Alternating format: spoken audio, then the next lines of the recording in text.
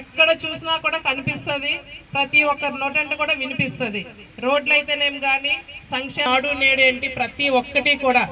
కానీ దురదృష్టవశాత్తు మనకి ఈవీఎం ట్యాంపరింగ్ ప్రతి ఒక్కరికి తెలిసిందే.